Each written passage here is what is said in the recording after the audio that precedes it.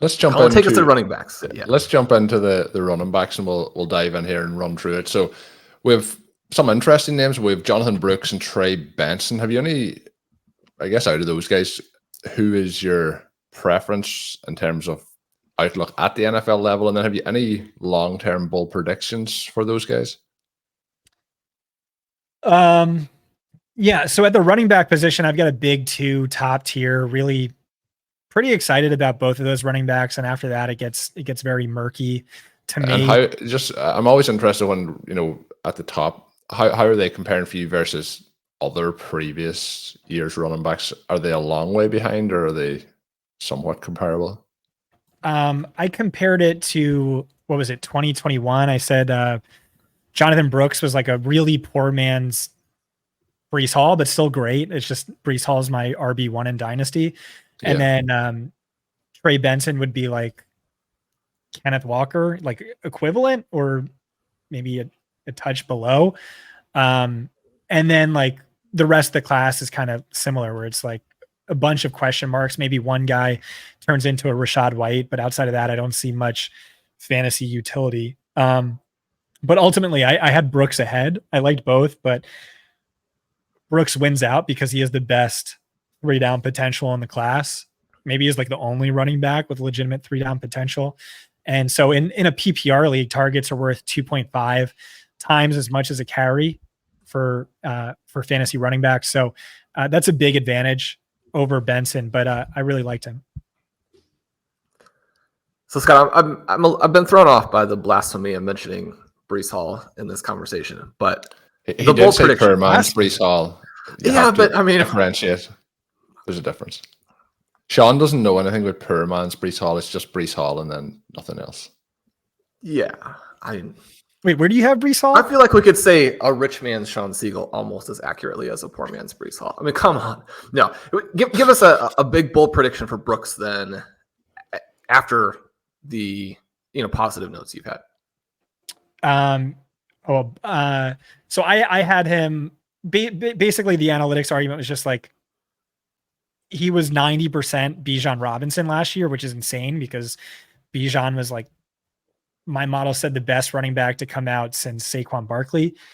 So a bold prediction is in the second half of his rookie season, he finishes as a top 7 running back by fantasy points per game. I think it could happen because I just removed the first half. So in case you're worried about the ACL, and then it's just, there are RB needy teams here and there are good landing spots. If he goes to Dallas, if he goes to the Giants, if he goes to the Chargers, well, maybe not the Chargers, but I could see that happening.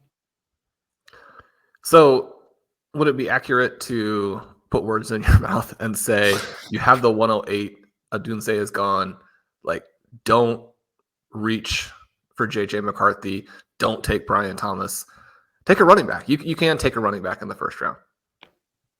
Yeah, I mean, I think once we get all of these landing spots, Giants, Chargers, Cowboys, Panthers, we're going to see some of these running backs skyrocket.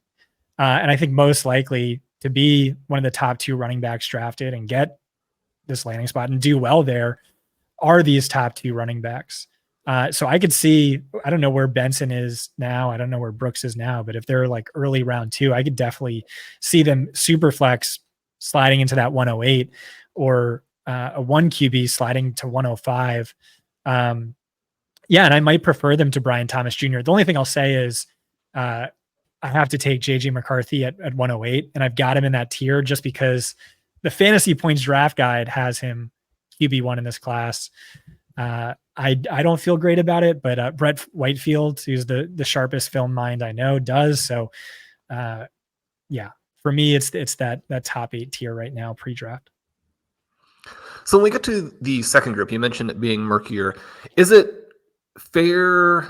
Is it the right kind of characterization to say this looks like a group that is sort of like athleticism and then sort of per play peripherals with, say, Lloyd and Wright versus the guys who have more traditional workhorse results and have, proven more, at least to their own teams and coaches, over the past handful of years in a Braelon Allen and a Blake Corum? Are these the guys who are competing in the second tier? And is that the conflict or the contrast that we're looking at, or should we be looking at it from a completely different perspective? No, that's a great way to break it up, where you have hyper efficiency, low volume, plus freak athleticism in Jaylen Wright, MarShawn Lloyd. Then you have mediocre athleticism, but workhorse profiles in Corum and maybe Braelon Allen, or you could put him in this next tier, which is workhorse bell cow production, but red flag levels of athleticism and size, which is Bucky, Irving, Audric, Estime, and maybe Braelon Allen. He didn't run the 40 at the combine or his pro day, so I would call that red flag athleticism, just because that was a big concern with him as well. But a little bit more of a mystery than like Irving, which we know is bad, or Estime, which at least the combine was bad. So which type of profile do you feel more comfortable with? Do you think translates better for fantasy? Is it a matter of we're looking at sort of high floor, low ceiling with one group and low floor, high ceiling with the other? Or is that, again, maybe a little bit of a trap in thinking about it that way, where, I mean, obviously we're going to need to know where the guys land. We're going to need to know the caliber of the teams and, their teammates, the guys who are going to be fighting with on the depth chart.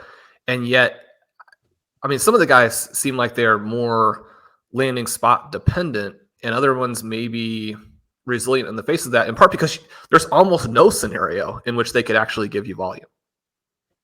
Yeah.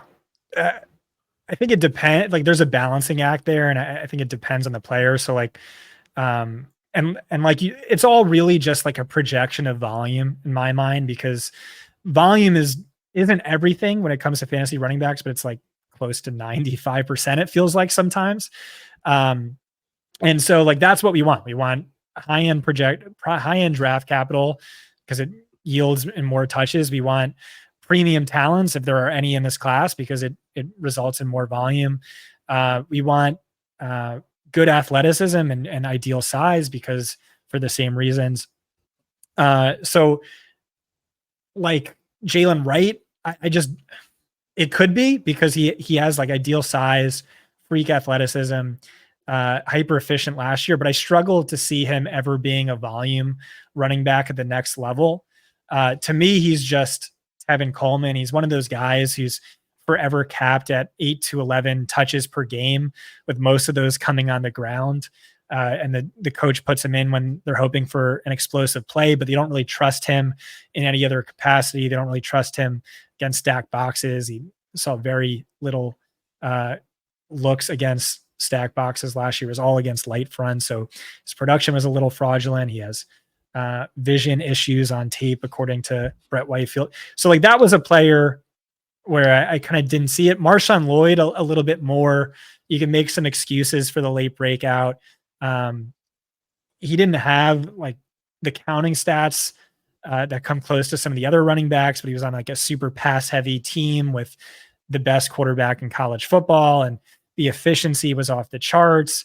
But he's like another one where, well, he's going to be probably, I said, the most landing spot dependent running back in the class, because like, if you look at his splits in a man gap scheme versus zone scheme, by far the most disparate of like any running back I've ever seen. So you're rooting for him to go to a man gap concept team. This is something that like really hurt Damian Pierce last year. Horrible. I'm a believer, but horrible fit for outside zone, but great at man gap. The issue is for both of those running backs is man gap is pretty rare. It's, I think, only 12 teams played it over 50% of the time last year. I don't know. Everyone's like a unique case. Estime, I'm pretty high on despite the bad combine, but Irving, it was, even if you ignore it, there's still the size. And I don't know that his size ever warrants more than a handful of touches per game, or a dozen or so. I was kind of all over the place. I don't know if you want me to dig into anything in particular. No, I like that there. The thing with Irving is just wanting to believe that a team will give him the chance. I think the size is massively overrated in terms of reality.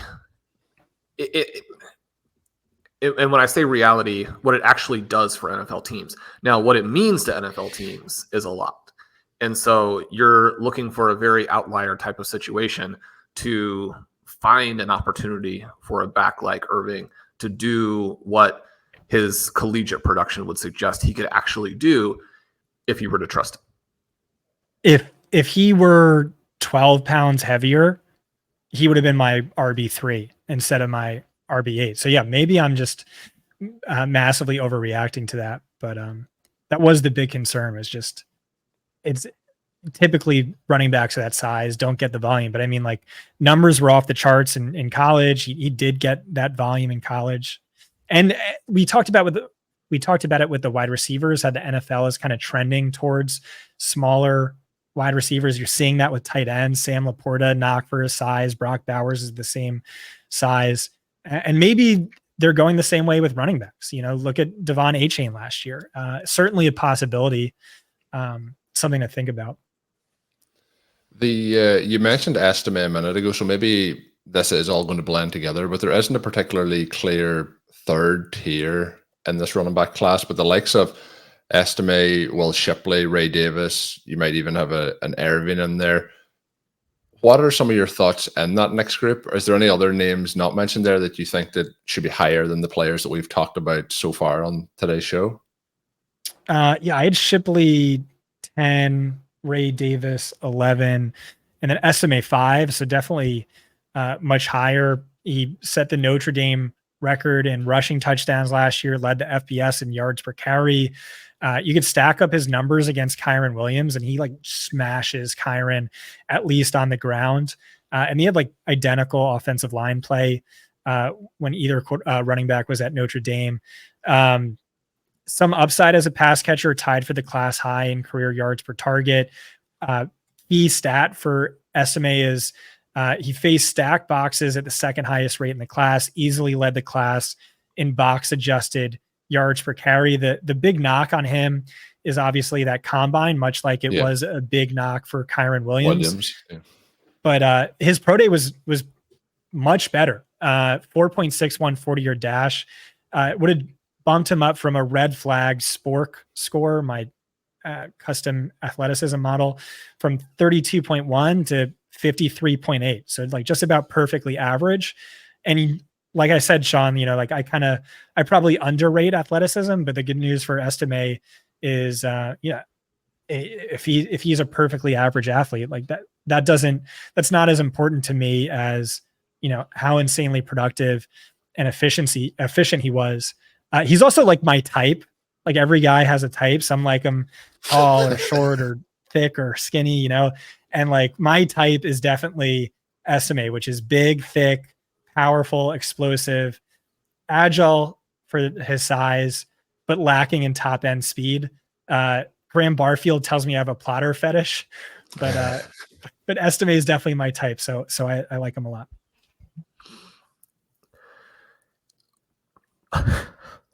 I like that. So as we go and look for some more plotters here, there's a mix of interesting small school players that I think adds more depth to this class than it tends to get credit for.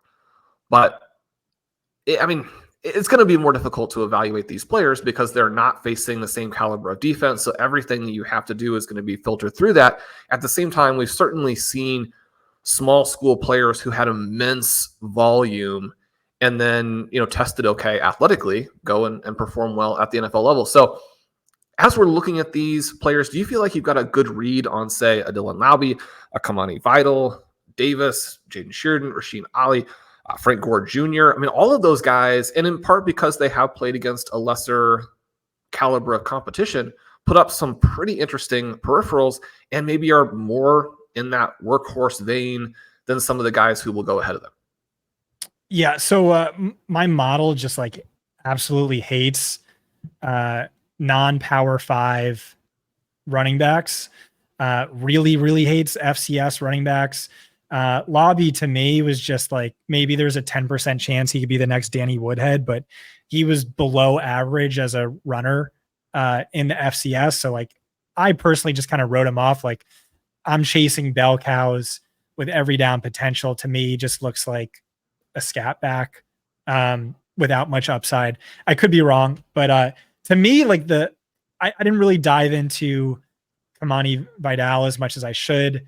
I think Davis to me looks like a mildly richer man's Pure Strong. But like, again, I'm just like a hater on these small school guys. So I'll give you a different one. The small school guy I was legitimately excited about was Blake Watson. He's right now the consensus RB 26, but Daniel Jeremiah this morning put him in his top 150. I think it was like RB 11, and he checked in as my RB 13. And it's just okay. Yeah, he wasn't Power 5, but he played for Memphis, which has produced Tony Pollard, Antonio Gibson, Kenny Gainwell, Patrick Taylor over the past 5 draft classes.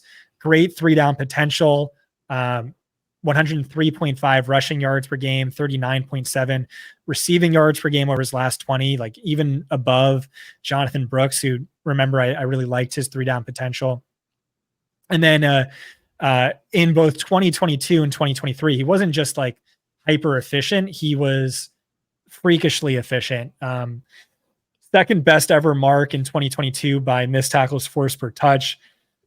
And then by yards after contact per attempt, he was, I think, 9th best. And then you look at the top 13 on that list, it's Rashad Penny, Kareem Hunt, Devin Singletary, Tajay Spears, Darrell Henderson, Darwin Thompson, Dwayne McBride, and like one other guy you've never heard of.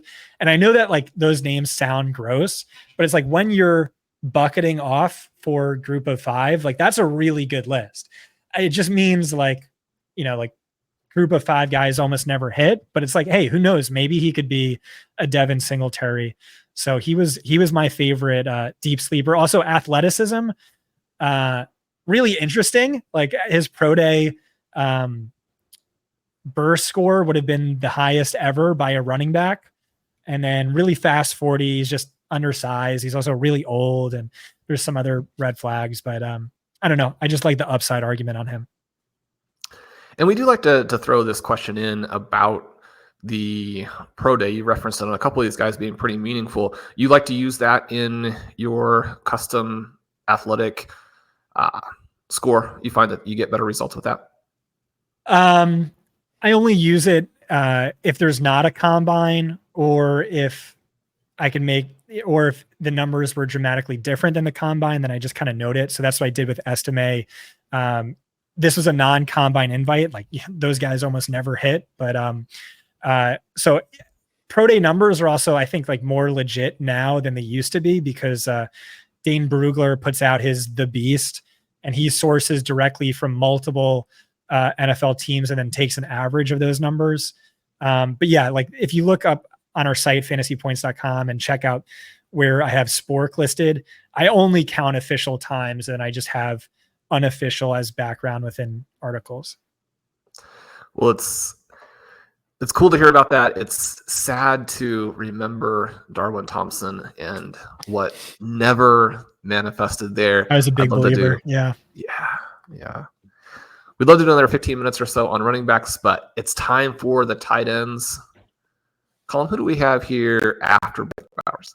Yeah, so we have talked about Blake Bowers in some recent shows. I was feeling bad at a point where we just continuously did not mention him. So we know that he's up at the top. I'm interested to see how close these two names are for you to him, as Jatavian Sanders and Ben Sinnott. How, like, obviously the hype coming in last year with Sam Laporte and what he was able to do, people are very interested, obviously, in rookie tight end as we move forward into this year with Bowers. But those two names are are players who have come up pretty consistently as a drumbeat over the course of these shows. How are you feeling about both of those guys? Yeah, I was lower on than consensus on Jatavian Sanders. This is where, I kind of underrate athleticism with running backs and tight ends, or running backs and wide receivers. But It's just massively important with tight ends. And so he had a 46.0 Spork score. And over the past decade, we've only ever seen 2 tight ends earn a score below the 66th percentile. So he was like way below that. Reach 750 receiving yards in a single season. It was Dalton Schultz and Jake Ferguson who only barely cleared 750 receiving yards. So that's a big concern. I also like looking into his production and efficiency. Like I know he had high-end target competition, but like the efficiency marks were like super underwhelming to begin with. And then the more you dive into that, the more concerning they get. So tight ends average the most yards per route run in line. It's like something of an efficiency hack at the college level. But Sanders was like way below average, I think below 1.35 in the slot or out wide. And so if you just like adjust for that, he looked like super underwhelming. I had him tight end 3, but like, I don't know. He's not someone I want to draft. Like you can make a case to put him lower. Ben Sinnott, I had tight end 5. I don't know. He's fine. He didn't really get me all that excited, but he is super athletic. A big concern I have is he won the low man trophy last year. And so I'm worried a team's going to think he's a fullback. It's just like weird he won it. I think he only had like 60 out of like 600 snaps as a fullback, but that has come up a few times with him. So you're not the only one with that concern. But you did mention there that they are tight end 3 and tight end 5. Who's tight end 2? Then if we don't want to skip over, we talked about Bowers being tight end 1. Jaheim Bell. Okay, so we have Bell at tight end 2. Give us some thoughts on Bell. Do you guys hear this in the background, or is this just me? Yeah, no, just in the last few seconds. It's the landscapers. No fire alarms. This is going to be the lawnmower podcast. So Jaheim Bell, he had the best single season by yards per route run in PFF college history. That's since 2014. I think Kyle Pitts ranks second on that list and a distant second over the last 5 or 6 years. He ranks 3rd in career yards per route run behind only Bowers and Kyle Pitts. He is the best receiver with the ball in his hands of any tight end in at least a decade, leading all Power 5 tight ends by career missed tackles forced per reception and yards after the catch per reception. There are a number of concerns here, like with Sinnott, we don't know that he's exactly a tight end. He had more rushing yards than receiving yards 2 years ago. The size is repeatedly brought up. It's just not really a factor to me when he's like only 1 inch shorter and 3 to 6 pounds lighter than Sam Laporta, Brock Bowers, Trey McBride, and a bunch of these other tight ends. Like, so like everyone's like, oh, he's a tweener. He's too small. You're talking about 1 inch, like, and 3 pounds. And he has the longer wingspan than any of those names I just mentioned. Elite marks in yards per route run, in the slot, out wide, in line, good blocking grades.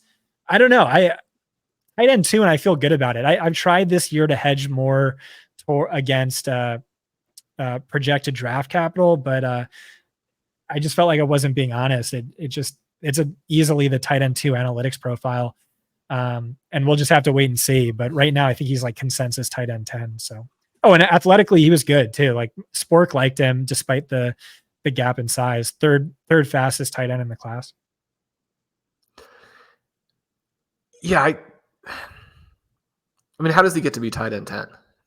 That part doesn't make any sense. And whenever I rank him up, I get the pushback of, after the draft, you're not going to be able to rank him at all. And I mean, there's just such a massive disconnect there. Yeah, I have no idea, man. It's bizarre. Brett Whitefield loved the tape too. Like, check out the Fantasy Points draft guide. Everything I said analytically is backed up by what Brett said when he watched him on film. Said, he has way more upside than like 7 of the guys going drafted ahead of him. He's good. He looks like a complete receiver. The size issues did not show up on film. It's bizarre. Maybe it's just one of those things where, tweener, and it's just like lazy analysis, lazy eval. But I don't know. I'm bullish for better or worse. The way I wrote it up was like, even if everything they said was true and like the 1 inch is like a massive disadvantage for tight ends, it's like there's still like a 20% chance he could be Delaney Walker or Jordan Reed, who's exactly the same height. I could see that happening. I don't know. I like him. Well, this has been so much fun, Scott. Close us out with a couple of bold predictions here. We're not going to go deep into the quarterback analysis, but you mentioned earlier the really high grade that you guys have on JJ McCarthy. I'm kind of wanting to know who's going to be the QB1 from this class in 2034 and who's going to be the guy where halfway into the season, people are already done with him. And we're talking about among the relatively meaningful names here. That's a good question. Who are we going to be done with? Yeah, so who's going to be this year's pre-show?